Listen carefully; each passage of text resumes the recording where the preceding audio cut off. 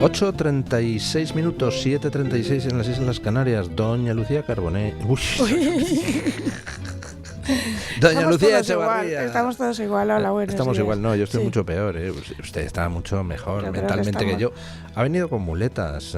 Con bastón estilo Antonio Gala o Byron, ¿no? Hay una tradición ahí. ¿Qué le pasa a usted, Ay, no, Lucía? prefiero no contarlo, que es muy largo. Bueno. Es información. Un drama, bueno, da igual. Bueno, doña Lucía Echevarría, ¿usted confiaba en que Ábalos entrara en prisión? Pues él ya venía avisándolo, porque él decía, no voy a poder ir porque no voy a poder pagar la fianza, pobrecito de mí, no tengo un duro, claro, tiene todo el dinero en Guinea guardado, ¿no?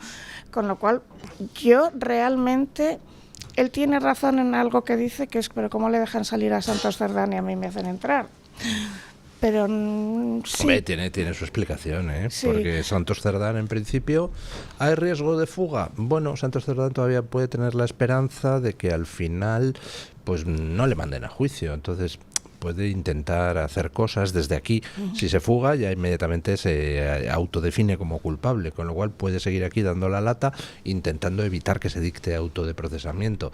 Sin embargo, Ábalos ya no, ya hay dictado auto de procesamiento y se piden 24 años de cárcel. 24 con lo años, cual... Yo creo que ahí, a ver, mira, no voy a hablar de determinadas cosas, tienes tú mucha más información que yo, pero yo a este señor le llevo analizando mucho tiempo, ¿no? Y entonces tiene... rasgo psicopático es la frialdad, rasgo narcisista es el querer que te vean, rasgo narcisista tiene Pedro Sánchez, psicopático tiene él.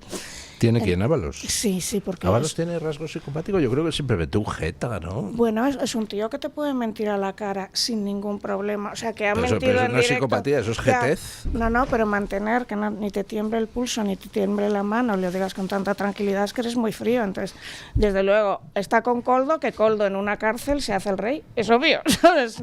Y yo creo que este señor es muy frío.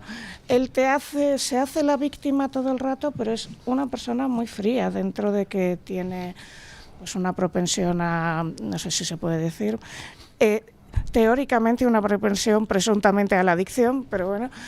Pero yo creo que este señor en prisión, y sobre todo teniendo a Koldo al lado, aguanta muy bien, pues dentro de prisión empezar a negociar, ¿no? Y entonces, para mí que le han puesto 24 años para crearle prisión, prisión ¿Usted en prisión. ¿No cree que se esté planteando declararse mujer para que le pasen al módulo de mujeres? Oye, pues sería sobre todo ¿Sería Koldo. feliz? Koldo, que él se llame Coldita, ¿sabes? Bueno, don Asís Timmermans, que no le he dicho nada. ¿Qué tal, don Luis? ¿Qué tal, don Antonio? Perdón. Don Antonio, porque me voy a autodeclarar hombre. No sé si lo va a conseguir, pero si yo le llamo mujer, si se declara hombre, ¿usted cree que me pueden demandar? A mí me demandaron, te recuerdo. Sí. Lo sé, y además, Lucía. me demandaron y el tontolaba, perdón, porque igual me demanda otra vez, ese señor que no era muy hábil, en sus propias redes sociales se llamaba a sí mismo hombre, pero si no llega a ser por eso, me podía haber caído la del pulpo. Lo sé, Lucía, hasta eso hemos llegado. Alucinante. Decía un viejo dicho del parlamentarismo inglés, lo traduzco casi literalmente: el Parlamento puede hacer cualquier cosa salvo convertir mujer en hombre y hombre en mujer. Esto es un dicho del parlamentarismo inglés que hoy no ya tendría mucho sentido. Ya se ha caído. Koldo Ábalos en un módulo femenino. Claro. Ayer le iba a despedir su exnovia a las puertas de la cárcel. ¿Cuál de todas? Es todo un caballero. Sí, esto era como el anuncio del entierro de alguien que de repente empiezan a darle todas al mando del coche, ¿no? Todas las novias, amantes y mujeres y exmujeres. Yo no compito en análisis del perfil psicológico con doña Lucía en absoluto, que por cierto, su canal de YouTube, ¡ay, lo ves! Cutre Canal. Qué Mira, Lucía, le confieso que no lo he visto todavía, pero es que me remiten insistentemente diciendo, oye, es buenísimo esto, no lo he visto porque no me ha dado tiempo. Es que es muy cutre, muy cutre. No, pero me han dicho muy bien incluso que tiene algo que decir sobre el inmueble de nuestra querida Yolanda. Pero... sí, ¿tiene usted info de eso? ¿Cómo se llama? Cutrecanal, ¿no? Cutrecanal. Hombre, pues eso. Pero luego nos lo dice. Entonces, no, quiero decir que yo no lo sé, yo sigo teniendo la sensación de que el más vulnerable es Ábalos por ser el más, ¿cómo lo diría?, emocional, una persona que le importa más que a otros su propia imagen, su propia... Pues fíjate que no estoy de acuerdo. Bueno, sí, y seguramente tienes razón, pero en todo caso lo que sí creo es que Koldo es más duro, pero más peligroso. ¿Por qué? Porque, a diferencia de Ábalos, que en fin, es un golfo, eso no es un concepto jurídico, es una evidencia clara, él viene de los servicios en los bajos fondos o en algunos bajos fondos a fuerzas de seguridad en el norte. Quiero decir, lleva grabando y constituyendo o preconstituyendo pruebas desde hace mucho tiempo. Entonces, probablemente Ábalos sabe mucho más que Koldo, pero Koldo puede demostrar mucho más que Ábalos. Y yo creo que por eso la clave de que estos dos personajes colaboren o no con la justicia, cosa que deseamos todos, la clave, me temo, o no, que es Koldo. Bueno, estoy viendo que tiene usted ya en su canal 90.000 suscriptores casi. 90.000 tengo ya, qué guay. 87.000, 88.000. Y a partir de hoy, por lo menos 8 o 10 más. ¿Qué nos puede usted contar de esa vivienda de Yolanda Díaz? Vale, pues yo hice hace un tiempo un vídeo sobre el Valle de los Caídos, ¿vale? ¿Y qué tiene que ver el Valle de los Caídos? Porque decían, hay que tirar el Valle de los Caídos porque es fascista, hecho a mayor gloria. Y yo decía, es que esto es absurdo porque entonces tiene usted que tirar nuevos ministerios y tiene usted que tirar todo lo que está alrededor del Ejército del Aire, que además tienen un aguilucho enfrente con el obelisco. Y nuevos ministerios, porque decían, porque es una obra monumental fascista. Yo decía, nuevos ministerios es mucho más grande. Y es arquitectura fascista pura, o sea, fascista de lo de verdad, de Mussolini, de lo que se llama en arquitectura. ¿Eso es la arquitectura brutalista? No, sí tiene que ver, pero la fascista está dentro del brutalismo, pero es espacios muy grandes, muy cuadrada, muy sobria, cosas del Imperio Romano y tal. Y ahí dije, y me la jugué, yo ya lo sabía, y ahí es precisamente donde tiene su apartamentito de 443 metros cuadrados, Yolanda Díaz, ahí dentro de ese. Entonces digo, les interesa tirar arquitectura fascista, mayor gloria del régimen cuando se trata de la cruz, pero cuando se trata de su casa no les interesa, ¿no? Y entonces está justo en nuevos ministerios. Pero no sabemos quién se alojó allí durante la pandemia que no pertenece a la familia de Yolanda Díaz. Bueno, es que con 443 metros cuadrados puedes hacer hasta un Airbnb, ¿sabes? Pues yo supongo que se trajo a todos los amigos, es que esos son... Mira, yo no he estado en esos, pero sí he estado en los del Ejército del Aire. Bueno, no puedo decir en casa de quién estuve, era un ministro. Y los techos son inmensos. En el salón comedor puedes hacer una pista de patinaje, te lo prometo. O sea, es que tú te dicen 443 y es como cuando te dicen 600.000 billones, que no te haces a la idea hasta que lo ves. Entonces ha podido meter ahí, fíjate, a todo el mundo, a cualquiera que venía de Galicia a pasar una temporada, ¿no? Bueno, pues efectivamente eso no estaría muy de acuerdo con las leyes vigentes. Claro que no, pero aparte para mí lo alucinante era, vamos a tirar el valle, pero luego me alojo, porque además Nuevos Ministerios es de un señor que se llama Secundino Zuazo, que se estudia en arquitectura, y me alojo en el sitio que se había diseñado a mayor gloria de transmitir la grandeza del dictador que te estaba poniendo, claro, ahora... Cuando se ha hecho tan grande Madrid no te llama tanto la atención, pero cuando lo hicieron era un edificio un conjunto de un complejo muy monumental y es más grande que el Valle de los Caídos. Pues tire usted su casa si está tan empeñada en que hay que tirar los restos del franquismo. Sí, bueno, su casa no la tiran. Y te recuerdo un momento, solo una cosa muy cosa. 11 ministros viven en casitas de estas. y una parte está en nuevos ministerios y la otra está en el complejo del que está al lado del Ejército del Aire, que también era un edificio franquista de los primeros que hicieron para transmitir esto. ¿Han visto ustedes lo de la líder del PSOE en Alicante acusando a los de Vox de hijos de franquistas cuando resulta que su padre fue alcalde franquista? Sí. Y además su alcalde, porque tu padre puede haber sido alcalde en época del franquismo y no ser precisamente franquista, pero este era de los señores que escribía ¡Viva España! ¡Viva Franco! Nadie le reprocharía a Yolanda que... Perdón, a Yolanda, a la señora esta...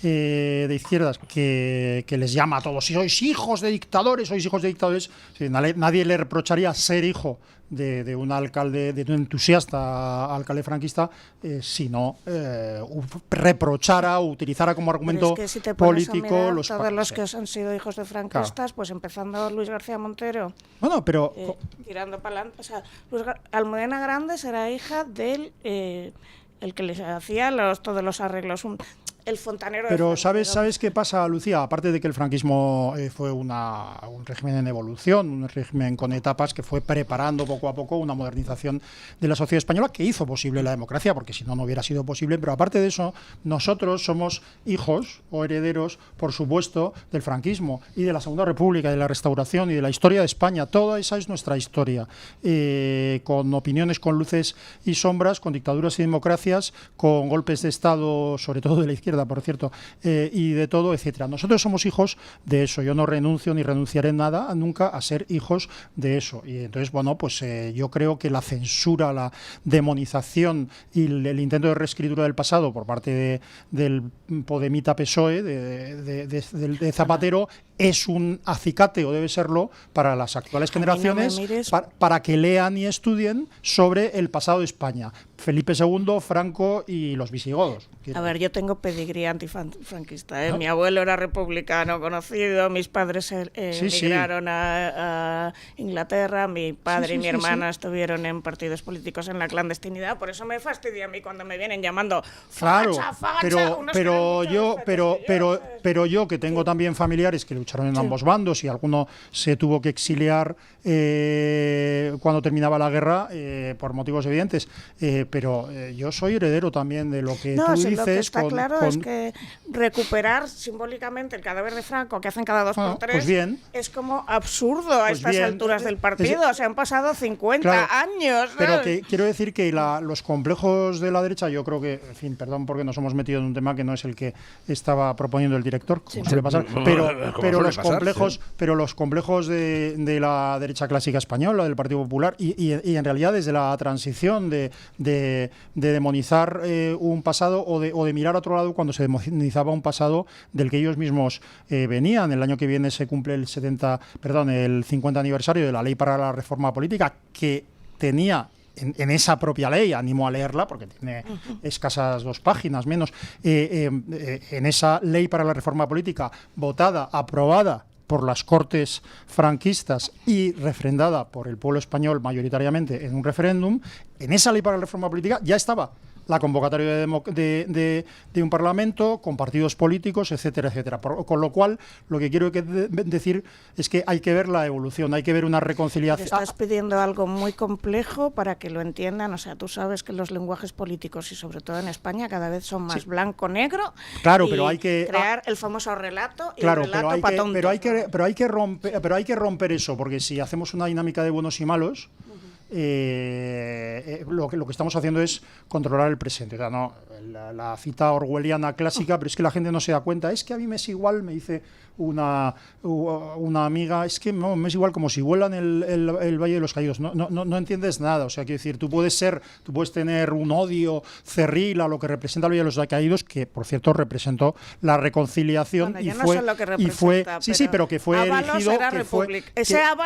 erigido por Juan de Ávalos, que fue diseñado diseñado por Juan de Ábalos, que era republicano. y no solo era republicano, sino Carnet que 7 del PSOE. yo creo, perdóname, aunque se ha dicho, yo creo que Carnet 7 de la UGT, pero en todo caso, Era del PSOE. de acuerdo, pero en todo caso fue represaliado, como tenía menos oportunidades de trabajo, se exilió en Portugal, bueno, se exilió, se fue a Portugal, y cuando con un busto de Manolete, esa cuando, historia es buenísima. sí, y cuando se convocó el concurso lo ganó un represaliado del franquismo, y no solo eso, sino que se entrevistó con Franco a petición propia, que le dejó 4 horas esperando y le dijo, pero le convenció a Franco, que lo cual no era difícil, aunque parezca lo contrario, le dijo, mire, generalísimo, o no sé cómo le llamaría, excelencia, en el Valle no debe haber representaciones de la guerra, sino que lo que debe ser es un monumento de homenaje a todas las víctimas, y por lo tanto los motivos, y eso es tradición, los motivos deben ser religiosos. Y efectivamente lo que hay en el Valle, por fuera y por dentro, lo que hay en el Valle de los Caídos es un homenaje, un rezo de los 4 evangelistas y una gran cruz en homenaje a todos los caídos en la guerra civil española. Llevarse la piedad de Ábalos, que es una preciosidad, una maravilla. Hay que ser gañán. Yo ya no me meto en tu discurso que no lo comparto, pero ¿por qué lo digo yo? Porque 1, esa obra es maravillosa. Entonces, cargártela es una locura. 2, ¿qué haces empeñado en cargarte esto cuando estás manteniendo el ejército del aire? Luego hice una lista de todos los que había. Y tercero, ya no solo es que mantienes el ejército del aire en nuevos ministerios, es que vives dentro. 11 ministros viven o en nuevos ministerios hay. Entonces no tiene ni pies ni cabeza. Es que la segunda cosa más insensata que se podía hacer en el mundo después de examinar el franquismo y darse cuenta de que fue una evolución y que se hicieron cosas bien y cosas mal, la segunda cosa más insensata del mundo sería, por ejemplo, imagínese usted hacer un libro ensalzando la figura de Fernando VII. No creo que ningún insensato escribiera un libro intentando demostrar que el rey más denostado de la historia de España en realidad era un rey difamado. Imagínese usted que alguien hiciera esa insensatez, don Luis del Pino. Bueno, noticia de última hora que llega, la veo en El Español, pero también en los medios ucranianos. La agencia anticorrupción ucraniana está registrando la casa del número 2 de Zelensky. Estalló hace algunos días un caso de corrupción tremendo en Ucrania, el mayor caso de corrupción de su historia, 100 millones defraudados en una trama que se llamaba Mordidas en torno a la central nuclear de Zaporizhia. Se detuvo al que era ministro de Justicia, al que había sido ministro de Justicia con Zelensky, y se imputó también al número 2 de Zelensky, que fue socio de Zelensky, es un productor de cine. Saben ustedes que Zelensky era actor antiguamente. Bueno, pues ahora la agencia anticorrupción está registrando la casa de este, que ejerce como jefe de gabinete más o menos de Zelensky. Como ven ustedes, pues corrupción hay en todas partes y apaletadas. Una pregunta, ¿creen ustedes que Ábalos, viendo que ya no va a salir de la cárcel hasta dentro de 10 años, porque evidentemente la prisión provisional seguirá hasta el juicio y luego en el juicio va a palmar sí o sí, ¿creen ustedes que cantará un poquito o no cantará un poquito? Aldama ha pactado y se lleva 7 años, con lo cual en 3 años estaría fuera. Yo, si fuera él, pues también pactaría, pero ganas más por lo que callas que por lo que hablas. Entonces tiene 2 opciones: pactar con la Fiscalía, pactar con el propio PSOE. A mí, desde luego, como tenga un accidente o le pase algo dentro de la cárcel, fíjate, ¿no? Pero yo tendría mucho miedo si fuera Ábalos ahora mismo, muchísimo miedo a que me pasara algo, ¿sabes? Ya. Muchísimo. Estaría aterrado. Pero yo de verdad creo que es una persona muy fría, que aparenta no serlo, pero que es hiperfrío. ¿Y por qué lo digo? Pues porque le estaba explicando en cosas como cuando ha tenido que mentir, no ha temblado nada, no le ha fallado la comunicación no verbal, que es muy raro, pero sí, yo tiendo a pensar que lo lógico es que hablara, claro, porque entre 24 años y poder salir de la cárcel en 3 años, porque si te ponen 7 sales en 4, por buena conducta y tal, hombre, ¿quién no iba a hablar? ¿No? Pero aquí tenemos a un juez que está esperando entrar. Aquí ya no Sí. solo eligen los temas, hablan de lo que les da la gana, sino que ya presentan a los invitados ellos mismos. Ya me voy a ir, les dejo el programa, que me lleven ellos. Claro. Estoy viendo fuera, Lo que pasa es que es lo que dice Lucía, es un cálculo de expectativas, ¿no? Es decir, que sencillamente Ábalos, por supuesto, por propia experiencia, se fía más de la capacidad del Partido Socialista Obrero Español de perdonar a culpables, de indultar, de ayudar a los suyos, de prometerles todo. También es especialista, el Partido Socialista, en amenazar. No pueden ya, y además se lo pongo con un ejemplo. Declaraciones de Diana Morant. Tiene narices. La Dice gran que prócera. Ábalos es una persona desesperada, Sí, sí, que se creía que iba a ser impune toda su vida y pide que todo el peso de la justicia caiga sobre él y sobre A ver, Koldo. esta señora- Es decir, a diferencia de lo que han hecho con García Ortiz, a quien nunca han dicho es culpable, tal, que dimita, tal. A diferencia de lo que se hizo con Barrio Nuevo y Vera, donde todo el PSOE acudió a la puerta de la cárcel a despedirles y tal. A diferencia de eso, a Ábalos le están echando el muerto. Sí, y le están echando sí, el sí. muerto porque para que se coma él el marrón, para que quede como la figura de Pim Pam Pum, que sea el responsable de todos los males y así exonerar a todos los Déjame demás. hacer un inciso Con lo de cual Diana no Morant. le pueden ya... Con lo que ha salido del Centro Nacional de Investigaciones Oncológicas, está esta para hablar. Sí. Está esta para Es decir, hablar. Porque si lo sabía, y si no lo sabía, todavía peor. presunto o aparente desfalco, para quien no se haya enterado, Sí. de 25, Millones. por ahora, Sí. de 25 millones de euros De de la los fondos lucha contra el destinados cáncer, sí. en la lucha contra el cáncer. Y eso sin que contar... es una segunda trama de que sí, corrupción señor. después de lo que se destapó eso- de la compra de obras y de eso arte. sin y contar, tal. efectivamente, que la responsable máxima del centro se dedicaba a A meter a viajar su con novia, su sí. novia o su pareja a viajar a Finlandia y a sitios tan cercanos y baratos para promocionar arte, porque eso, como se sabe muy bien, ayuda mucho a la lucha contra el cáncer. Bueno, pues son las 9 de la mañana, 8 de la mañana en Canarias, y se incorpora a nuestra mesa de tertulia don Luis Sanz, miembro de la Asociación Judicial Francisco de Vitoria, y posiblemente ustedes le conozcan porque es un tuitero, en fin, pues de los más sonados. Hay muchos buenos jueces haciendo pedagogía judicial en las redes, y él es uno de ellos, donde interviene con el nombre de Magistrator. ¿Qué tal está usted, don Luis? Muy bien, muchas gracias, don Luis. Acérquese un poquito. A ver. Sí. Bueno, la verdad es que estamos en una etapa que no sé si calificar de apasionante o preocupante en el terreno de la justicia, porque es apasionante para mí, por lo menos como periodista, porque es que son continuamente noticias de corrupción, no todavía judicializada o ya judicializada, noticias de cómo la justicia va avanzando en las investigaciones, y luego preocupante por esa reacción de huida hacia adelante en una parte del espectro político, el afectado fundamentalmente por esas investigaciones, que parece que, enfrentados a la tesitura de tener que asumir responsabilidades, unos penales y otros políticas, pues deciden romper la baraja, tirar el tablero, ¿no? Y estamos asistiendo a ataques feroces contra los jueces, y usted ha sufrido algunos, de hecho. El trabajo que están haciendo los jueces es el que hacen normalmente, y por tanto es el que hacen, el que hicieron y el que seguirán haciendo. Lo único que, en fin, marca la diferencia es la reacción del poder político y de una parte del periodismo ante lo que es el trabajo habitual de los jueces.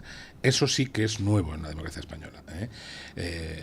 Ataques furibundos a jueces, y hemos llegado incluso a concentraciones ante el Tribunal Supremo, y estos ataques han podido existir siempre a partir de reductos muy, extremos de la sociedad. Lo que marginales. es nuevo, marginales. Lo que es nuevo es que estos ataques vengan del poder político, incluso del gobierno, incluso del presidente del gobierno. Eso sí es nuevo. ¿Y hasta qué punto es preocupante? Es decir, ¿tiene nuestra democracia, tiene nuestra arquitectura institucional la fortaleza suficiente como para aguantar andanadas desde el propio Ejecutivo y desde el propio Legislativo y desde medios próximos a ambos poderes? Yo creo que sí. La prueba es que todas las investigaciones que están planteando, en fin, estas críticas, siguen adelante sin parar. Quiero decir que puede haber críticas duras, puede haber ataques, pero los jueces seguiremos haciendo nuestra función. De una manera más incómoda, sin duda, ¿no? Quizá se echa un poco en falta, o mucho en falta, una defensa del Consejo General del Poder Judicial, porque la función esencial del Consejo General del Poder Judicial es preservar y defender la independencia de los jueces, y aquí esa función no la está haciendo. Los jueces como tal es difícil que se puedan defender, sobre todo los jueces que están llevando esas investigaciones no pueden hacerlo. Yo no las llevo, por eso estoy aquí, mi ámbito es el civil. Y ese papel del Consejo lo están llevando algunas asociaciones judiciales. Eso sí que parece que preocupa más a la Judicatura, que no haya una defensa por parte de quien tiene que darla, que es el Consejo General del Poder Judicial. ¿Por qué están callados en el Consejo General del Poder Judicial? Pues no lo entiendo, probablemente tiene una situación de bloqueo, muy curioso porque se hablaba de bloqueo durante 5 años y para bloqueo el que tenemos ahora, ¿no? Y está dividido al 50%. Claro, todo esto viene, don Luis, de la famosa cuestión de la elección de los vocales judiciales del Consejo. Eso lastra todo desde el año 1985. El Consejo se ha convertido en una extensión de los dos partidos políticos que de alguna manera tienen a sus componentes allí, porque son los partidos políticos los que lo designan. Formalmente es el Parlamento, pero al final son los partidos políticos, y eso hace que sean correa de transmisión y que en una situación tan tensa y tan compleja como es la actual, no cumpla su función, que es la función de preservar y de garantizar la independencia judicial. Si el Consejo lo eligieran los jueces, otro gallo cantaría. La Constitución, de hecho, decía que 12 de los 20 miembros del Consejo deberían ser elegidos por los jueces, no por el Parlamento. Pero aquí, como nos pasamos la Constitución por donde nos da la gana, pues eligen 10 el PSOE y 10 el PP. Y además lo que es curioso ha sido la alineación por asociaciones, porque al final lo que se ha producido es una especie de acuerdo por el cual el PSOE nombra a 10, que son 10 o de la Asociación de Juezas y Jueces para la Democracia o allegados, y el PP ha nombrado a 10 que son o de la Asociación Profesional de la Magistratura o allegados, dejando fuera a todos los jueces que pertenecen a otras asociaciones, por ejemplo, la Francisco de Vitoria, ¿no? La Francisco de Vitoria, que es la segunda asociación judicial, que tiene nada más y nada menos que 1000 jueces y no tiene ningún miembro en el Consejo. También pasa lo mismo con Foro Judicial Independiente, y no lo olvidemos, con la mitad de la carrera que no está asociada. Por tanto, este papel predominante de las dos asociaciones, que es muy llamativo en los dos casos, hombre, particularmente llamativo en el caso de jueces y juezas para la democracia, porque su representación en la carrera es minúscula, y la representación en el Consejo General del Poder Judicial y en los nombramientos discrecionales que este hace, no olvidemos, magistrado del Tribunal Supremo, presidente del Tribunal Supremo de Justicia, presidente de la Audiencia Nacional y presidente de todas las audiencias provinciales, el peso de estas dos asociaciones, y particularmente me parece llamativo de Jueces para la Democracia, es absolutamente desproporcionado a su fuerza real en la carrera. Nos vendieron la moto, sobre todo el PP, que tenía que justificar ante su electorado al final pactar con el Partido Socialista. Nos vendieron la moto de, no, bueno, renunciamos a lo de que se cambie el sistema de elección para desbloquear esto, pero el desbloqueo lleva aparejado que en 6 meses habrá un nuevo sistema de elección que será respetuoso con lo que dice la Constitución y con lo que dice Europa, que dice, oiga, qué manera de elección de los jueces es esta, ¿no? Han pasado, pues no 6 meses, no 12, no 18. Aquí no hay noticia del nuevo sistema de elección respetuoso con lo que la Constitución dice, ¿no? Claro. El sistema de elección proviene de 1985, fue el Partido Socialista el que lo introdujo, y el Partido Popular, sorprendentemente, en 2 ocasiones con mayoría absoluta y por lo tanto con absoluta facilidad para hacerlo, una con don José María Aznar y otra con don Mariano Rajoy, no lo hizo. Y ahora, en esta última fase, sabemos que estuvo bloqueado el nombramiento del nuevo Consejo durante 5 años, y al final, para sorpresa de todos, se desbloqueó con una condición que efectivamente no se ha producido. Muchos, yo mismo ya lo advertí desde el principio, sabíamos que no se iba a producir. Sí, en los 6 meses lo que se constató es que no había acuerdo. El grupo de la izquierda del Consejo sigue manteniendo que la solución correcta es la elección por los partidos políticos de los de los vocales del Consejo, y la APM formalmente, la Asociación Profesional de la Magistratura, formalmente siempre ha defendido el sistema de elección, pero lo cierto es que, bueno, tampoco ha llevado al extremo, como podía ser, por ejemplo, no participar en el sistema para no legitimarlo. Y por tanto han pasado los 6 meses y, como era previsible, no tenemos... por Dios, se nos constató que no había acuerdo. Resultado: Consejo General del Poder Judicial se lo reparten PSOE y PP al 50%. Pero sin embargo ha habido alguna sorpresa, en el sentido de que, por ejemplo, pues uno de los que metió el Partido Socialista, que era un juez, parece que próximo a sumar, se ha desmarcado en alguna votación de algún nombramiento con respecto a sus compañeros, lo que le ha valido, por cierto, ataques desde medios de comunicación de izquierda. Y por otro lado, la presidenta del Consejo, pues a mí me ha sorprendido que en determinados pronunciamientos, incluido el asunto de algunos nombramientos, se ha desmarcado de la línea implantada por el Partido Socialista, ¿no?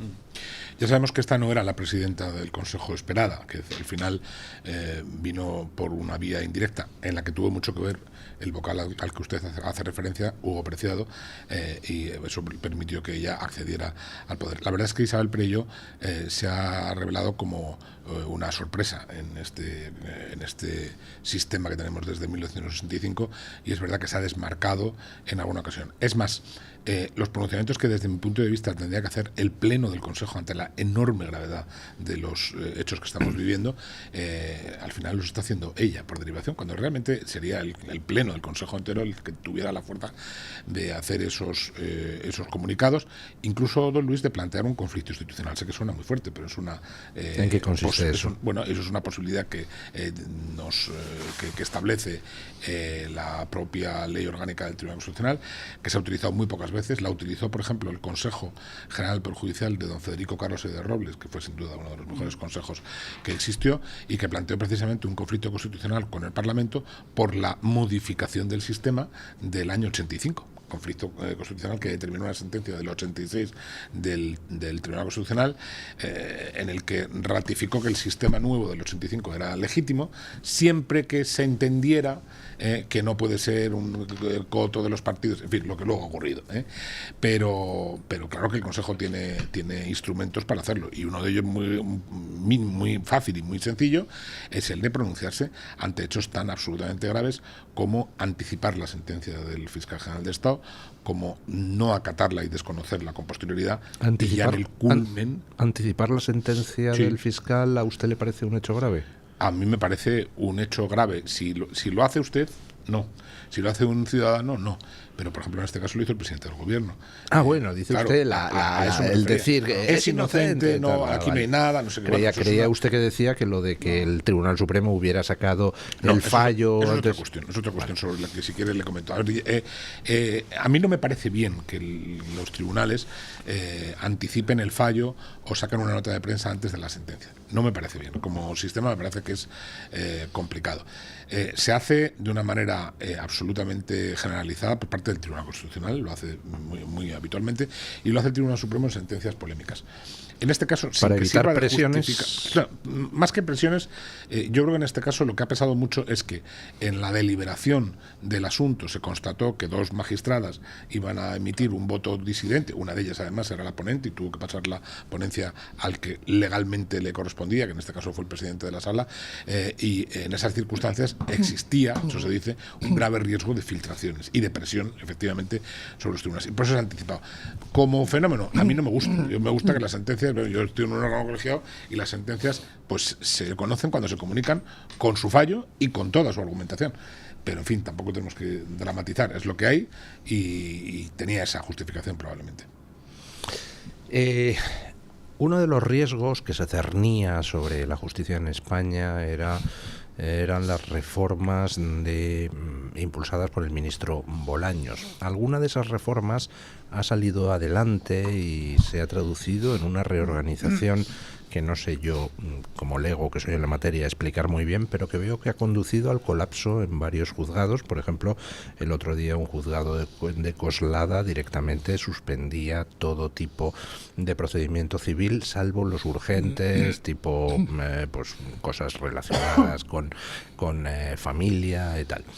Esa ha salido adelante, es una reforma, entiendo que meramente organizativa, pero que ha causado un caos brutal.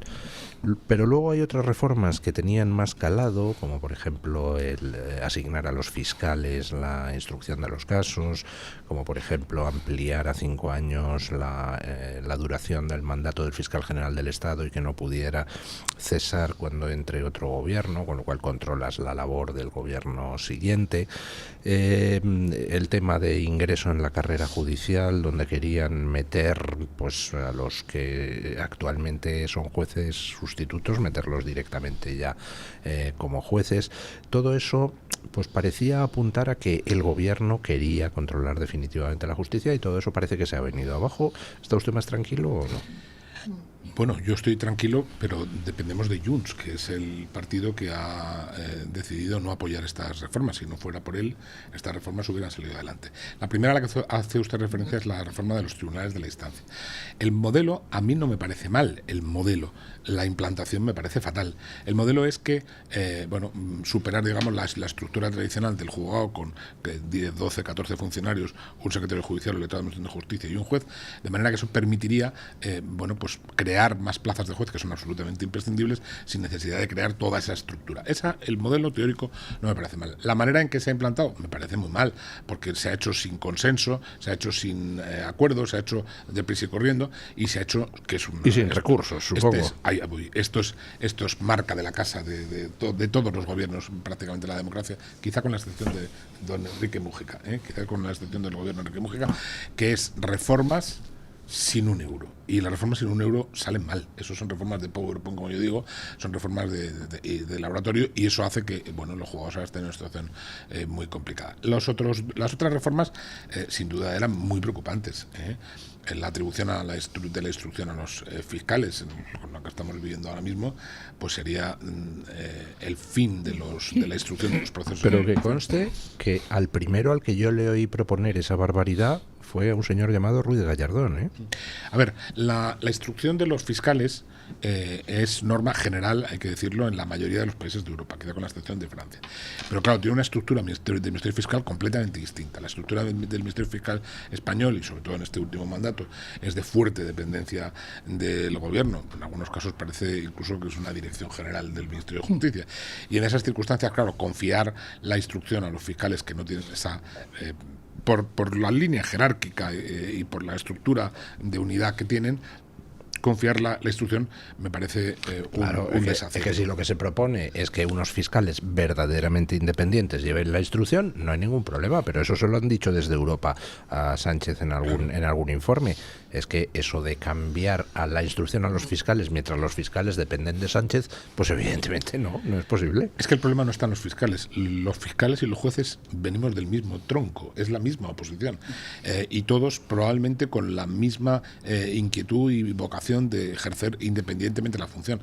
El problema no es ese, el problema es que la fiscalía tiene una estructura jerárquica, claro, que depende de incluso la propia denominación es casi militar, fiscal general del Estado, teniente fiscal, fiscal jefe.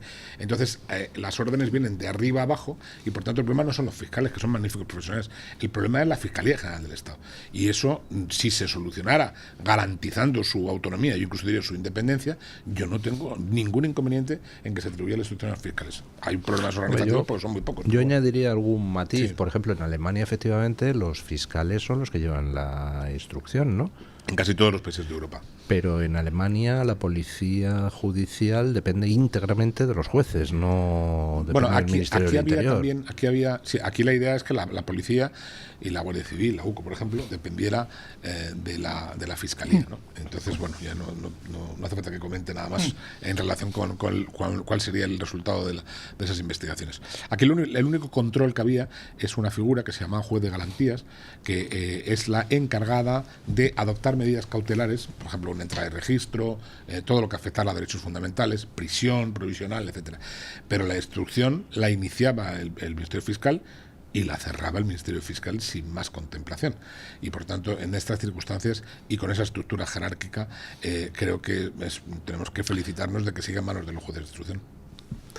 ¿Quería usted hacer una pregunta? Bueno, sí. Antes que nada, don Luis, muchísimas gracias por la labor de análisis y divulgación y serio, además, pero comprensible para todos, que hace, al menos en X, en Twitter, no sé si en otras redes sociales. Es extraordinario y hace falta más gente como usted, como están diciendo nuestros oyentes. Dicho esto, ha dicho usted que los jueces están cumpliendo con su labor, con independencia, como se ve en los procedimientos judiciales abiertos, pero quería hacerle dos objeciones en forma de pregunta. Es decir, lo que no vemos o vemos menos son los procedimientos que no se han llegado a abrir, posiblemente por decisiones discutibles, como todas, de los jueces. Quiero decir que vemos lo que se hace, pero no lo que no se hace. Y en segundo lugar, que es lo mismo cuando salió aquella información, que lo recordará usted, sobre que el juez Peinado tiene 2 DNIs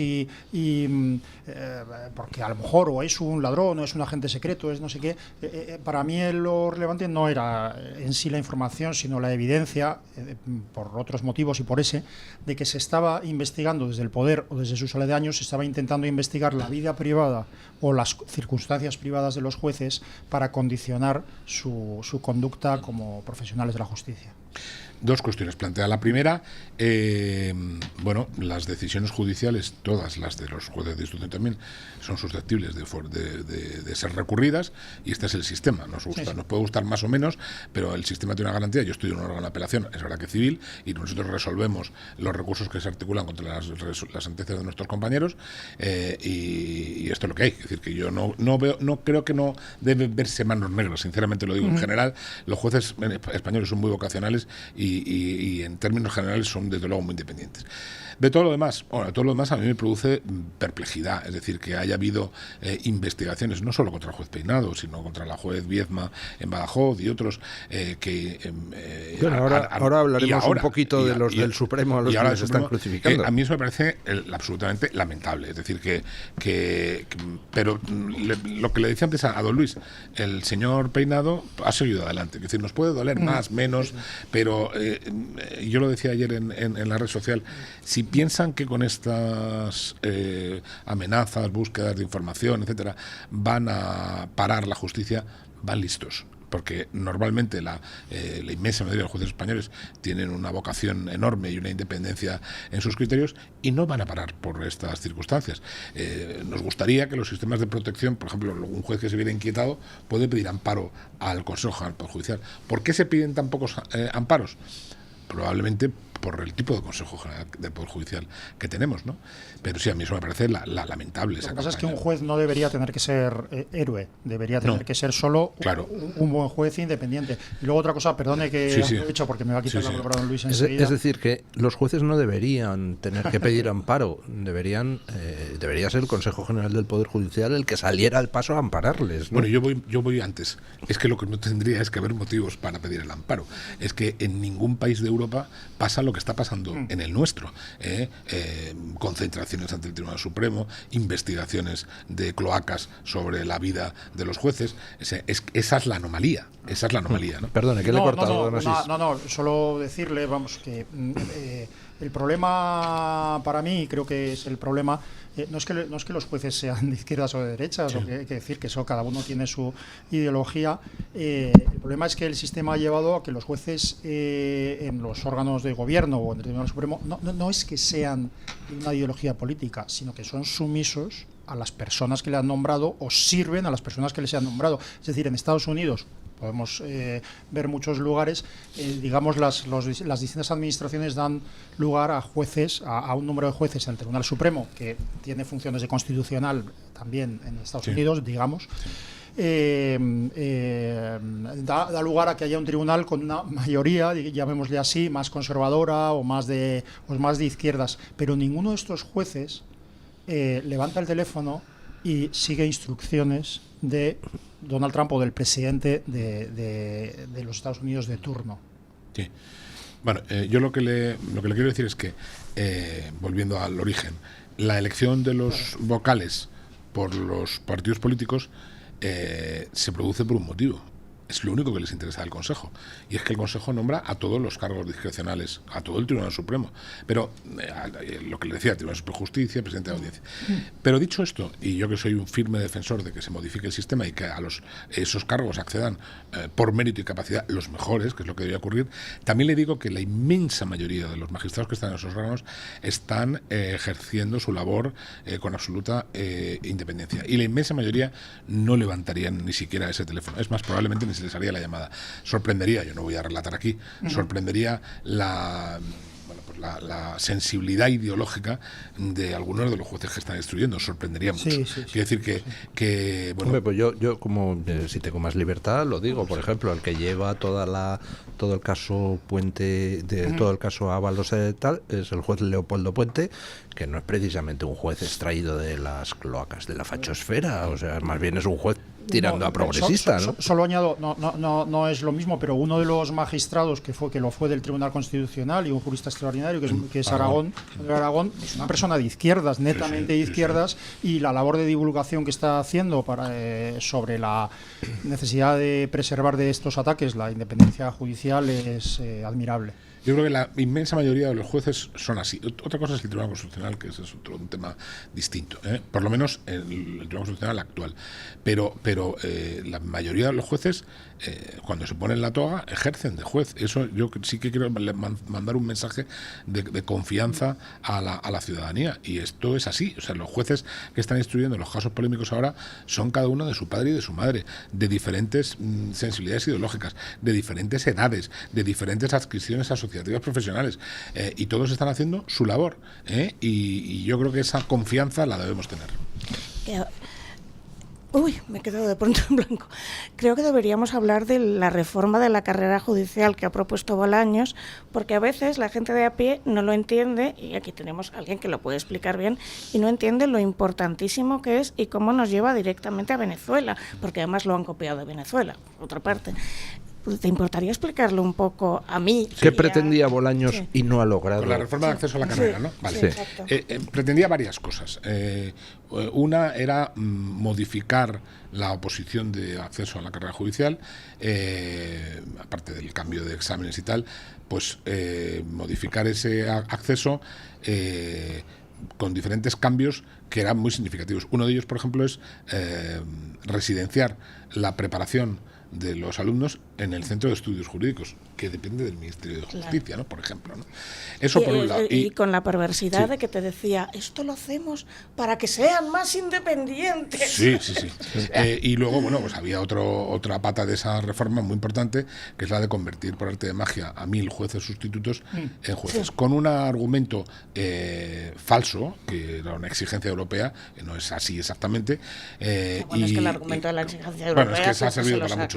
Pero en todo caso, bueno, eso hubiera supuesto un problema enorme. Fíjese que España tiene la menor tasa, de las menores tasas de jueces por habitantes de Europa. Estamos en dura pugna con Azerbaiyán y algún país de esos, pero nosotros tenemos 9 jueces por cada 100.000 habitantes, cuando la media europea son 18, 19, y hay países como Alemania que tienen 25. Que hacen falta jueces es evidente. O sea, hay jueces todavía en Berlín. Hay algo, y en España también, Luis. Pero lo que quiero decirles es que la solución para eso es convocar plazas de la oposición, y la convocatoria es absolutamente exigua, año tras año, gobierno tras gobierno, gobierne quien gobierne. El número de plazas es muy pequeño. Ahora el argumento no es que hace falta, es curioso, ¿no? Es que hace falta muchos jueces y por eso vamos a meter a 1000 jueces sustitutos. Claro, se ha parado por la vía de Junts esa reforma, y cuando ha tenido el Ministerio de Justicia la posibilidad al día siguiente de empezar a convocar esas plazas imprescindibles, ha vuelto a convocar exiguas 120 plazas. Luego, ese no era el objetivo. El objetivo era intentar introducir por la puerta de atrás a jueces sustitutos, que es verdad que están haciendo su labor. Están haciendo su labor porque no hay jueces, que esto es la pescadilla que se muerde la cola. Es que haya jueces sustitutos es una anomalía. Si todas las plazas estuvieran cubiertas con jueces, no haría falta jueces sustitutos. Entonces, y lo último que digo, muy importante. ¿Quién nombra esos jueces sustitutos? Claro, los jueces sustitutos ahora tienen un sistema de acceso, como cualquier jurista, que es por el llamado cuarto turno, que está funcionando bastante bien, pero claro, tiene una exigencia tan grande como la oposición. Y aquí la idea es hacerles un examencillo y pasar. Entonces, bueno, quien nombra pues la comisión de selección, formada por el Ministerio de Justicia y por el Consejo, que es la que se encarga de la oposición también, pero con unas exigencias, don Luis, minúsculas. Y por tanto, la idea era introducir 1000 jueces sustitutos de golpe. ¿Quiere eso decir que los 1000 jueces sustitutos fueran absolutamente acólitos del Partido Socialista? Seguramente no. Pero, mire, esto es importante. El acceso a la carrera judicial de un país es absolutamente esencial que se haga con cumplimiento del mérito y de la capacidad, porque estamos hablando de las personas que van a decidir sobre la libertad, sobre el patrimonio y sobre unas decisiones muy importantes. Y hasta ahora, porque esa es la clave, ¿cómo es el acceso a la carrera judicial?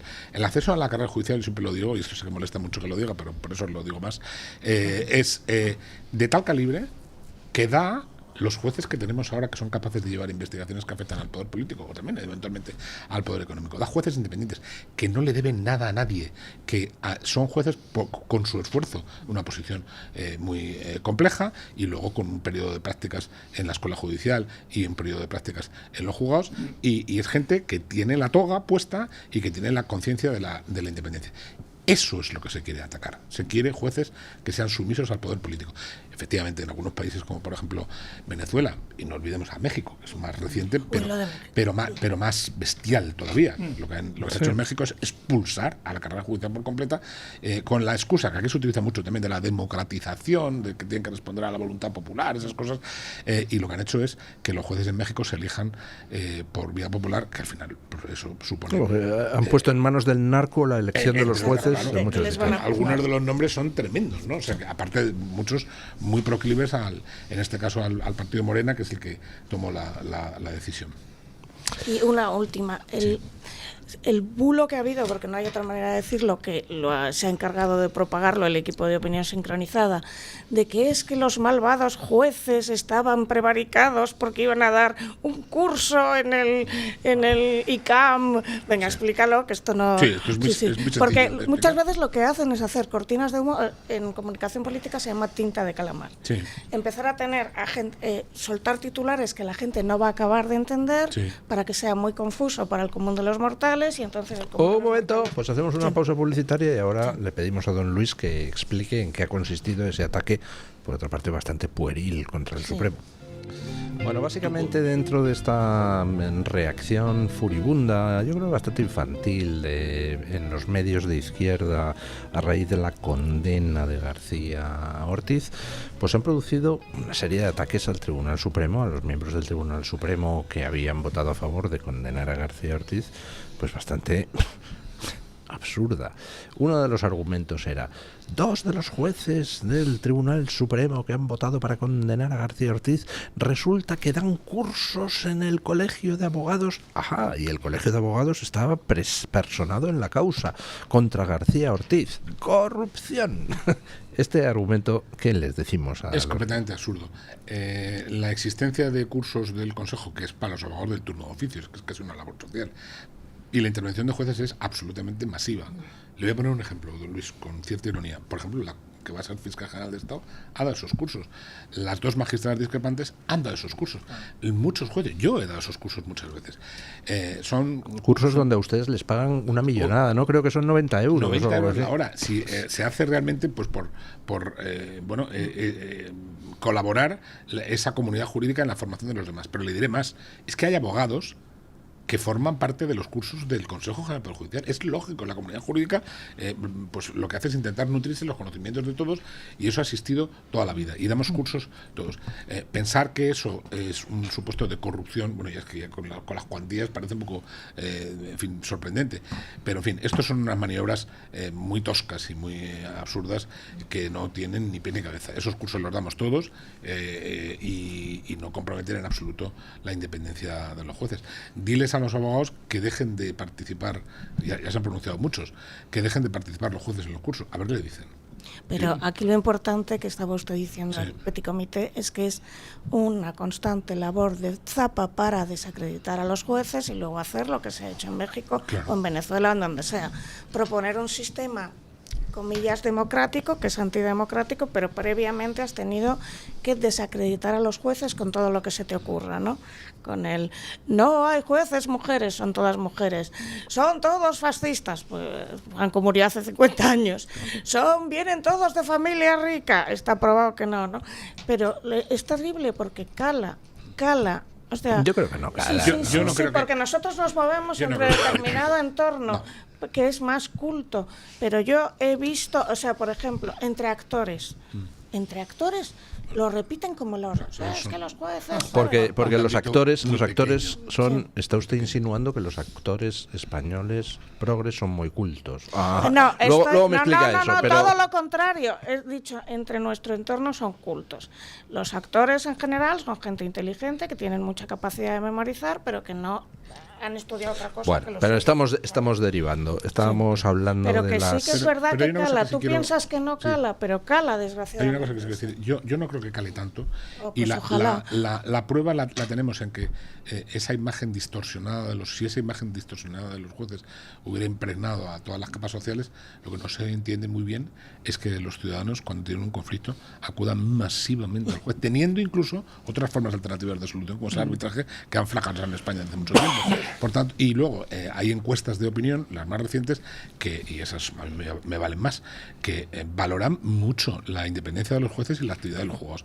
No nos dejemos engañar por Pues me haces feliz, sí, porque sí. yo tenía Hombre, la y otra tenemos percepción. otra demostración, manifestación convocada delante del Tribunal Supremo para insultar a los jueces. Al final, que fueron 300 personas. Que no. Lo que pasa que bueno, esto es lo de las mayorías silenciosas. Hay una mayoría silenciosa que ese mensaje desde luego no le cala. Lo que sí comentabas, que eso me parece interesante, es que esto no es nada casual. Nada es casual. Esto forma parte de un proceso que se ha vivido en otros países como Cuba hace mucho tiempo, Venezuela y recientemente en México. Y el camino a la solución final es sin duda, o pasa sin duda por demonizar a los jueces. Los jueces son prevaricadores, los jueces son corruptos, los jueces son ignorantes, para crear el caldo de cultivo que justifique la decisión final, que es, bueno, vamos a cambiar esta situación de una vez, la justicia es lamentable como es, y además vamos a democratizarla, porque tienen que responder a la voluntad popular. Yo no sé qué es la voluntad popular, sé lo que es la soberanía nacional, la voluntad popular, ni idea. Y esa es la justificación para hacer el cambio. O sea que todo lo que está ocurriendo no es fruto de la casualidad ni de la improvisación. Es verdad que quien mejor conoce, y sé que don Asís es muy experto en la materia, quien mejor conoce este sistema es todo el grupo, los alrededores de Podemos. Ellos conocen bien este sistema porque conocen bien lo que ha ocurrido en Venezuela. La diferencia es que el Partido Socialista ha asumido ese discurso, ¿no? Y eso es lo que es realmente preocupante. Pero en fin, y lo de los bulos, pues claro, todos los jueces son fachas. Pero vamos a ver, yo soy de los mayorcitos y cuando murió Franco tenía 11 años. No hay ni un solo juez en España, ni Martínez Arrieta, que es el número 1, ni uno que cuando aprobó la oposición no estuviera ya o fuera posterior a la muerte de Franco. Antes ha dicho que tenía 9 años cuando murió Franco, ahora ha dicho que 11. No se haga el mayor. Nació en el 64. Pero por tanto, ¿sabes por qué tenía dicen eso? 9, Precisamente porque lo han copiado de Venezuela y México. Ahí sí podían decir todos los jueces son del anterior régimen, porque no había tanta Yo, diferencia. aprovechando que tenemos a alguien con conocimientos jurídicos, me gustaría también que entráramos a analizar algunas de las, a mi juicio, tonterías que se han dicho para intentar desacreditar la sentencia contra García Ortiz. Por ejemplo, he podido leer algunos opinadores de izquierda cosas tan peregrinas como es que se ha condenado a García Ortiz sin que haya ninguna prueba directa, simplemente con indicios, esto es una prevaricación.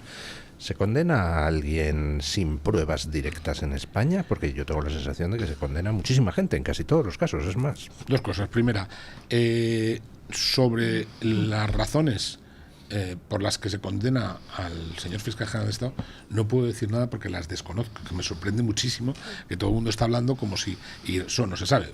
Es verdad que a lo mejor hubiera sido bueno que se supiera, pero lo cierto es que no se sabe todavía. Luego, la condena en el ámbito penal se puede producir por prueba directa, pero también por prueba indiciaria. Es que esto pasa todos los días en los tribunales. Pero en el hipotético caso de que fuera porque es revelación de materia reservada, la nota de prensa ya es una prueba clarísima, ¿no? Claro, yo en eso... Pues el Colegio de Abogados se limitó a denunciar, digamos, la nota de prensa. Sí. Perdón. Claro, pero yo en eso no voy a entrar porque es que no sé cuál es la argumentación del tribunal y me parecería un poco... Por eso he dicho hipotético caso. Claro, pero en todo caso, bueno, lo que digo es que en la línea de principios que ha establecido Luis, ¿se puede condenar por prueba indiciaria? Sí, claro. Lo estamos haciendo todos los días. Por ejemplo, los delitos sexuales, hay mucha prueba indiciaria, porque normalmente, mire usted, no hay una cámara de televisión grabando el momento. Entonces, bueno, pues eso, por supuesto, el Tribunal Supremo establece unos requisitos, lógicamente, para darle valor a esa prueba, pero cumplidos esos requisitos, hay muchas condenas en España con prueba indiciaria. Además, es que la gente no lo sabe, pero la gente, quiero decir que no es jurista, pero hay unas reglas de valoración de las pruebas, unas orientaciones, y tanto los testimonios como los documentos, etcétera, tienen en la ley de enjuiciamiento criminal una forma de valorarlas, por supuesto. Un segundo argumento que me hace mucha gracia es, Dios mío, han destruido la credibilidad de la profesión periodística porque no han dado credibilidad a lo que declaraban los periodistas, día negro para el periodismo. Y recuerdo haber visto a un juez responder en Twitter, dice: el Tribunal Supremo ha decidido que no tiene por qué dar credibilidad a los periodistas, exactamente igual que no da credibilidad a los fontaneros. Dice, qué día tan horrible, ¿no? Es que la decisión de juzgar es de los jueces, no es de los periodistas. Nosotros lo que hacemos es valorar, como decía Asís, valorar las pruebas. Entre otras cosas, los testimonios de los periodistas, la prueba documental, la pericial, pero quien tiene que realizar esa valoración es el juez. Es que yo, estas cosas que he oído me llaman mucho la atención, porque pareciera que sobraba el Tribunal Supremo. Ya, es que como hay un periodista que ha declarado no sé qué, no, es el juez el que tiene, en este caso la Sala Segunda del Tribunal Supremo, la decisión de valorar todas las pruebas. La sentencia no la pone el periodista. O sea que la palabra de un periodista, primero, no tiene por qué tener más valor que la palabra de cualquier otro profesional ni persona, y segundo, los jueces pues pueden considerar que no es creíble lo que un periodista está diciendo, o que puede ser creíble pero que es irrelevante, ¿no? Un periodista o un fontanero, un electricista o un mecánico. Es que nosotros escuchamos la valoración, o sea, escuchamos todos los testimonios y después, con una serie de reglas que están preestablecidas, valoramos esos testimonios y dictamos sentencia. Una pregunta que es más que nada curiosidad. El hecho de que alguien borre su teléfono móvil el mismo día que sabe que le han imputado, ¿eso se considera indicio de culpabilidad o es simplemente un detalle adicional? Es un elemento más a valorar en la decisión final. No sé cómo la va a valorar el Tribunal Supremo, insisto, pero es un elemento más, evidentemente, al hacerse un borrado del correo, del teléfono, pues la prueba directa de lo que ahí existía ya no la tenemos. ¿Eso significa que ya no se pueda juzgar y condenar a una persona por ese motivo? No, hay que valorarlo en función de las demás circunstancias concurrentes. Bueno, pues esperemos que las cosas se tranquilicen un poco desde el punto de vista institucional. Al final, pues los jueces, pues hay jueces de izquierdas, de derechas, medio pensionistas, pero yo creo que tiene razón don Luis en hay que... jueces del Atleti, incluso. Hasta del Atleti de Madrid, es increíble. Yo soy uno de ellos. ¿Sí? Sí, decía yo que me caía bien. Ahí pierdo mi independencia totalmente. Ahí soy absolutamente subjetivo, sí. Ese tema, sí. Lo que pasa es que sí es verdad que se ha producido, por ejemplo, un hecho antes de ayer, que es que la jueza a la que le había tocado el caso de la trama presunta de corrupción de mascarillas en la Diputación de Almería, ella misma ha pedido abstenerse en la causa por amistad con alguno de los investigados, y eso, visto desde fuera, es algo que sucede muy raramente, cuando yo imagino que, hombre, los jueces se relacionan con su entorno y también con el poder político con mucha más asiduidad, y quizá deberíamos ver más jueces absteniéndose en causas. Bueno, está usted hablando con quien tiene precisamente una de sus funciones en la Audiencia Provincial, que es resolver las abstenciones y las recusaciones de los, en este caso, los compañeros de civil. ¿Hay muchas abstenciones y recusaciones? No, pero hay, por supuesto que hay, por muy diferentes motivos. Cuando tú crees que puede estar afectada no tanto tu independencia, porque creo sinceramente que los jueces son independientes, la inmensa mayoría de ellos de forma vocacional y hacen profesión de fe de eso, sino la apariencia de imparcialidad. Lo que tienes que hacer efectivamente es apartarte. Yo me has tenido alguna vez. Eso que dice usted es muy importante. Los ciudadanos tienen derecho a ser juzgados no solo por un juez que sea independiente, objetivo y neutral, sino además por un juez que parezca independiente, objetivo y neutral. Esto es lo de la mujer del César. Es decir, que efectivamente, si hay una apariencia de parcialidad, aunque tú tengas toda la buena intención del mundo de no hacerlo, esa apariencia te obliga a separarte del asunto. Lo haces por el mecanismo de la abstención, y si no lo haces por las buenas, lo puedes hacer por las malas, porque te pueden recusar.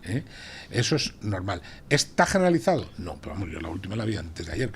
Le hago una pregunta malvada. ¿Alguien que ha sido ministro de Sánchez puede en el Tribunal Constitucional juzgar cosas que tienen relación con Sánchez, o eso es una, en fin, apariencia de falta de neutralidad? No, en algunos casos, por ejemplo, el anterior Juan Carlos Campo, que fue ministro de Justicia, se ha abstenido en algunos en otros no. Bueno, esto nos conduciría a hablar del Tribunal Constitucional, que siempre una de las grandes confusiones de la gente es pensar que el Tribunal Constitucional está inserto en el Poder Judicial. El Tribunal Constitucional no tiene nada que ver, es un órgano de naturaleza constitucional que también tiene muchos problemas, porque el Tribunal Constitucional no ha sido siempre como es ahora. Quiero decir, hubo una época en que estaba conformado por los juristas más extraordinarios y absolutamente independientes, lo que decía don Asís antes. Hay gente como Aragón, que viene de donde viene, pero que se pone la toga y a partir de ahí, nada más y nada menos que fue el ponente del asunto del estatut.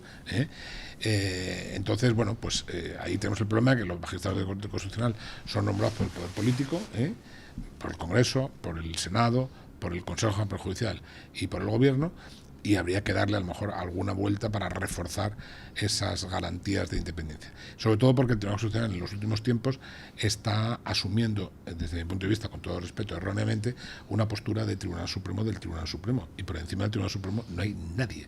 El Tribunal Constitucional lo único que puede hacer es velar por el cumplimiento de las garantías constitucionales.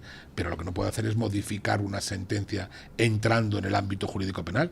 ¿Cómo que no lo puede hacer? ¿Lo está haciendo? Lo hizo, por ejemplo, en el caso de los ERE. Es decir, que entonces eso sí que genera mucha inquietud. Es que me recuerda lo del chiste, oiga, que no se puede hacer pis en mitad de la Gran Vía. Dice, como que no, mira qué chorro más gordo, ¿no? Sí, pues eso.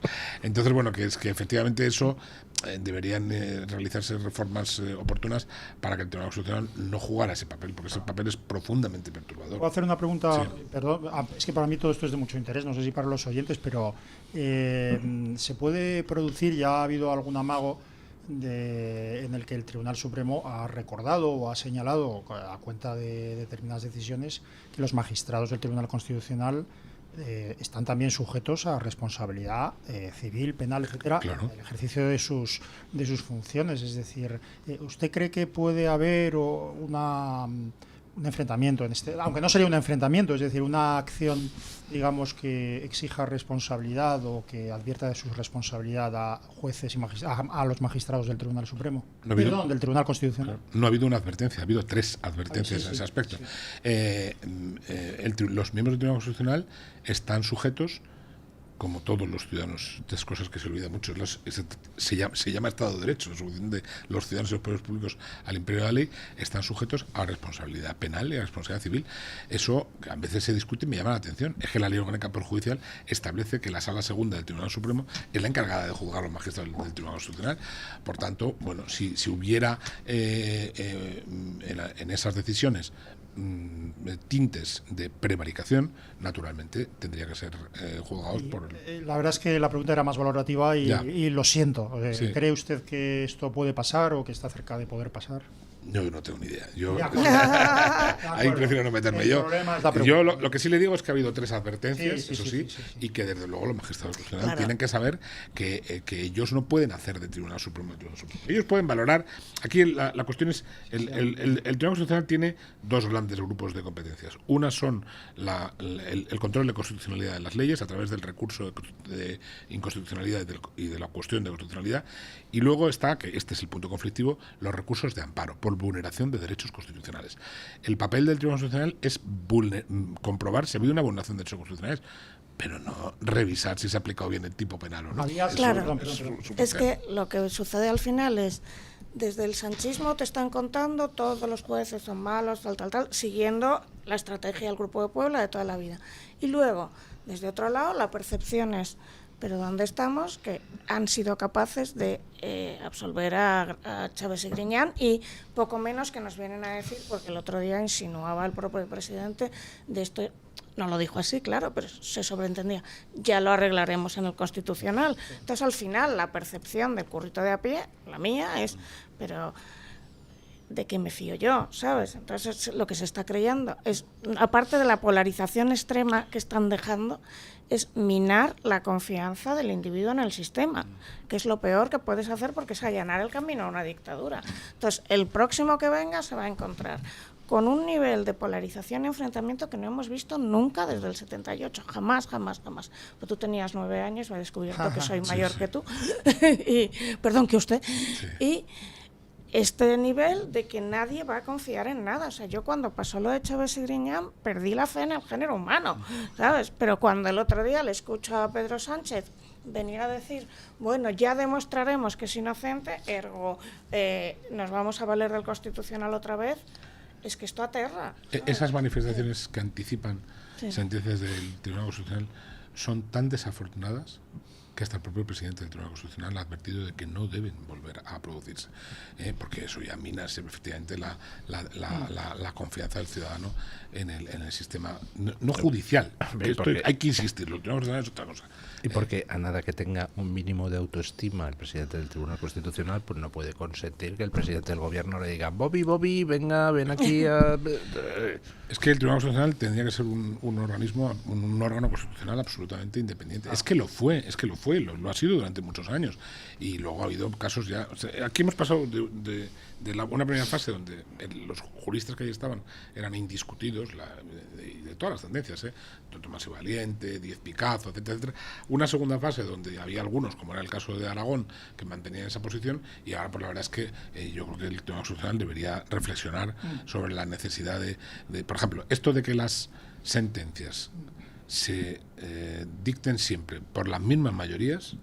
Esto no tiene ni pie ni cabeza, o sea, que sea 7-4 o 7-5, eso no, porque eso lo que está sugiriendo es que la sentencia se pone antes, o sea, la decisión es anterior a la sentencia, ¿no? En el Tribunal Supremo de los Estados Unidos, donde hay pues magistrados que han sido nombrados por Trump, magistrados nombrados por Biden, otros heredados de antes, nunca son las mayorías iguales. Te encuentras magistrados nombrados por Trump que votan contra cosas de Trump, cosas así, no sé, lo normal, vamos. Sí, creo que, bueno, en el caso de Estados Unidos, en el Tribunal Supremo es verdad que ocurre eso, porque los magistrados son vitalicios y eso es una garantía enorme. Yo tengo muchas dudas sobre si el sistema de elección de jueces en Estados Unidos fuera del Tribunal Supremo es o no correcto, porque el sistema de elección popular que me genera muchas dudas, eso de que tengan que refrendarse electoralmente y tal, a mí eso no me gusta. Me gusta más el sistema de la Europa continental en ese aspecto, me gusta mucho más. Pero bueno, pero lo cierto es que la inmensa mayoría, o sea, los que estamos en tribunales colegiados, sabemos que, primero, la inmensa mayoría de las decisiones se toman por unanimidad. Cuando hay voto particular, que no pasa absolutamente nada, los votos particulares lo normal es que sean cambiantes y que obedezcan a razones estrictamente jurídicas. Lo que es muy lamentable es que obedezcan a adscripciones, digamos, políticas y que ya se pueda saber con antelación qué es lo que va a ocurrir. Yo, por ejemplo, en mi sección no se puede saber eso. Es decir, nosotros discutimos de derecho y tomamos la decisión oportuna. Es verdad que, claro, vemos casos de propiedad horizontal forestal o de arrendamientos urbanos que son menos calientes, pero también vemos temas de honor, por ejemplo. También vemos temas de protección de derechos fundamentales, como el asunto de Leguina hace poco. Y mi experiencia es que nuestro campo de actuación es el derecho y no debe ser más que el derecho. Me permito que, vamos, lo que pasa es que delante de don Luis, que tenía 11 años y no 9, cuando 11. Franco, que es el 64, lo que pasa es que... No, me ha dicho 9, me ha gustado lo de 9, pero son 11. Hay un mecanismo mental ahí que habría que... Son 11. Yo tenía 10. ¿Sabe usted lo que me pasó, lo que nos pasó en nuestra familia con mi abuela? Resulta que para esto de documentar el árbol genealógico, pues buscábamos la partida de nacimiento y no la encontrábamos en Lanzarote. Y resulta que en Lanzarote se quemó el registro civil y la coqueta de mi abuela, a la hora de reconstruir la partida de nacimiento, se quitó 4 años.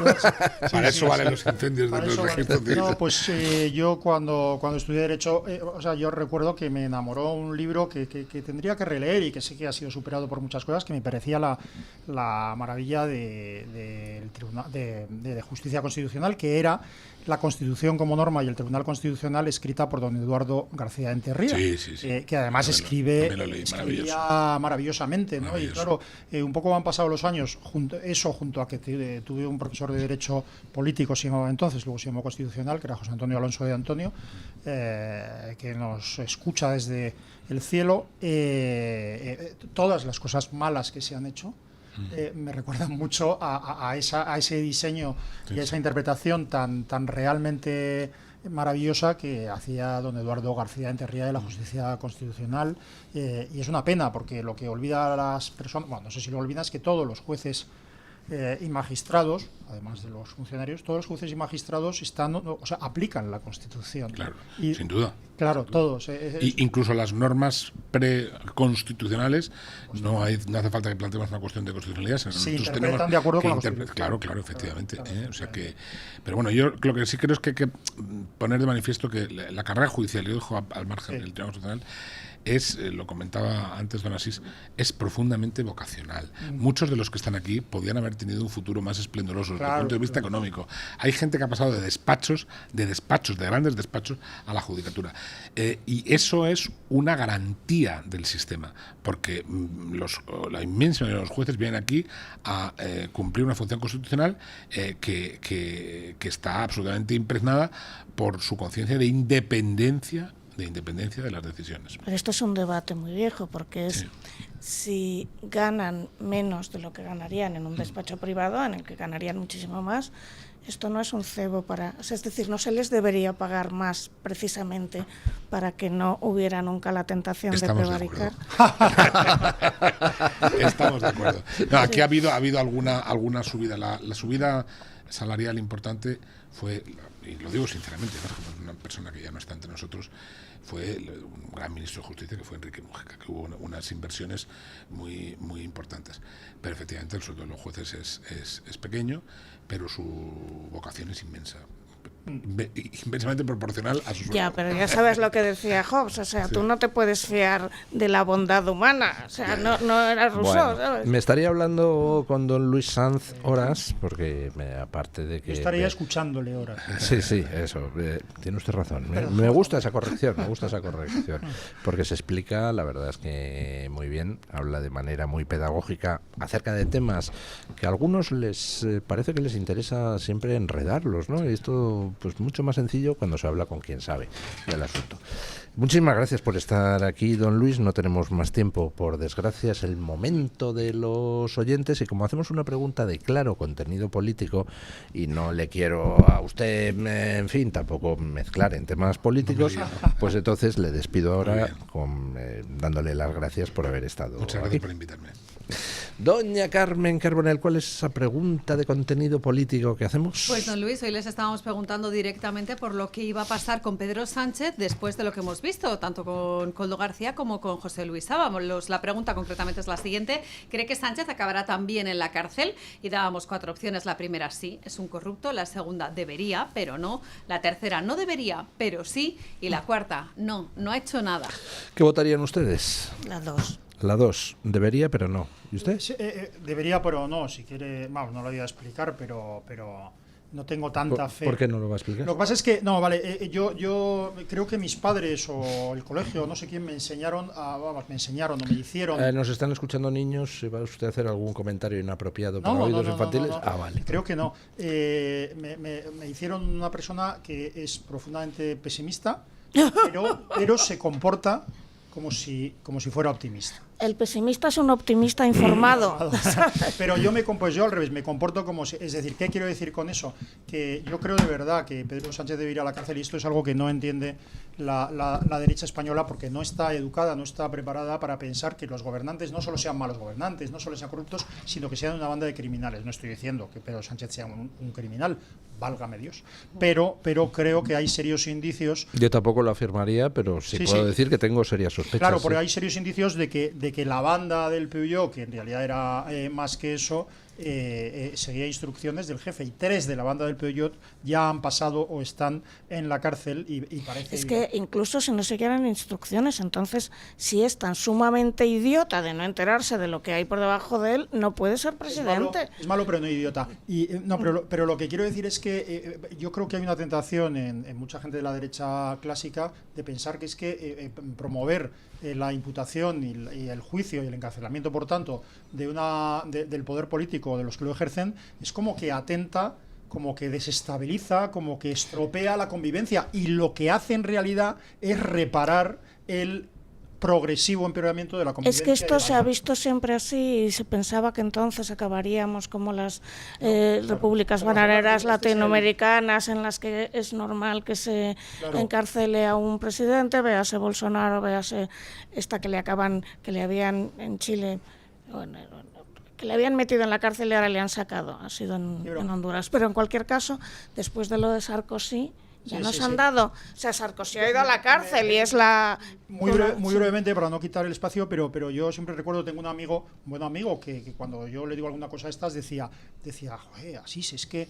en este país hubo una guerra civil. Y yo le recuerdo y le cito lo que dijo Clara Campoamor, lo que escribió Clara Campoamor en ese libro que escribió en París en septiembre del 37, del 36, y Clara Campoamor, que ahora reivindica tanto la izquierda, decía que le reprochaba a los diputados de derecha en la Segunda República que no hubieran plantado cara seriamente a la violencia y amenazas de la izquierda, que entonces era prosoviética, que no hubieran plantado cara, porque si tú plantas cara seriamente, si tú tratas la prevaricación o el crimen como prevaricación del crimen, si cuando hay un señor que mata no dices asesino, sino dices esto está muy mal, si tú respondes, evitas que luego el enfrentamiento sea más virulento y más terrible.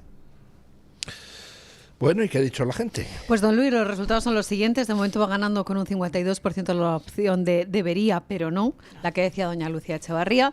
Hay un esperanzado 46% que dice que sí, que Ojo, porque es un corrupto. Es una de las encuestas más divididas que recuerdo, ¿eh? Bueno, y luego hay un empate técnico al 1% con las dos últimas opciones. Y en esa línea, muy rápidamente, leo un comentario de Twitter. Un 1% por cada uno. de gente que dice no debería, pero los jueces fachas le van a meter en la cárcel, y un 1% de gente que dice que Sánchez no ha hecho nada malo. Exacto, es Begoña Gómez, David Azagra, que están ahí. Óscar Puente, que dice, si va a la cárcel el presi, todavía me puede pasar a mí algo. Yo voy detrás.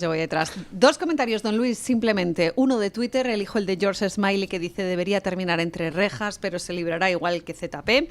Y de YouTube, elijo uno de Begoña Bades, que dice debería estar ya en prisión, pero ¿cómo va a dimitir si de un Peugeot ha pasado a disponer de un Falcon? Esa es la progresión de Pedro Sánchez. A ver, nunca tuvo un Peugeot, tenía 2 super cochazos en su parking. El Peugeot era alquilado. Que es verdad. Todo eso, y en la campaña que parece ser que financió Sabiniano, es decir, en la campaña de toma del poder del PSOE, que se financió con dinero de la prostitución. Con dinero de la prostitución se conquistó el PSOE. El tema del Peugeot, y yo creo que gran parte del tema de los viajes, era una fachada, era una operación de marketing. Yo creo que el dinero que se recauda o que se utiliza en las campañas internas de los partidos, que no es especialmente caro, mi sospecha es que no se utiliza, en este caso, no se utiliza ese dinero para los gastos de viaje. Lo que se utiliza es para comprar voluntades. Pero si eso ya lo ha dicho puestos Coldo. clave. Pero también Coldo ha contado lo del pitufeo. O sea, Sí, pero el pitufeo es el fraude en la captación de fondos. Lo que se hace es que tienes dinero negro o dinero oscuro y entonces simulas que lo ha donado determinadas personas. Eso lo hizo Podemos también en su primer gran crowdfunding. Pero el problema... Y lo sigue haciendo, pues bueno, a ver, presuntamente lo sigue haciendo. Pero el problema no es ese, sino que se utilice ese dinero para comprar voluntades, es decir, para sobornar personas en Gracias, don Asís Timmermans. Gracias, doña Lucía Echevarría. Gracias, doña Carmen Carbonell.